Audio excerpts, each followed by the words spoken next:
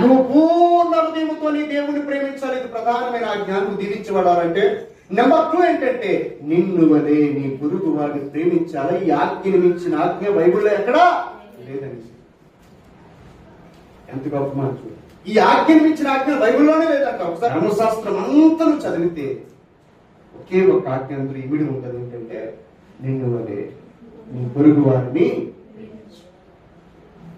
అది సంఘం అలా ఐక్యతగా ఉంటే, నిన్ను ప్రేమించినట్లే నీ సంఘ బిడ్డ నువ్వు ప్రేమించగలిగితే, నిన్ను ప్రేమించినట్లే నీ ఇరుగు పొరుగు వారిని ప్రేమించగలిగితే నీ ఆశీర్వాదానికి అడ్డంకులే ఉండవు.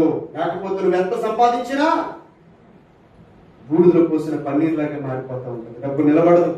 ఎంతమందితో స్నేహం చేసినా వాళ్ళు నీతో నిలబడరు. మీరు చూడండి, కొంతమంది స్నేహం చేస్తూ ఉంటారు, ఎంతో మందితో స్నేహం చేస్తారు, కానీ చివరికి ఒక్కడు కూడా దగ్గర నిలబడరు. కాబట్టి ఎప్పుడు కూడా ఐక్యతను కోల్పోకండి.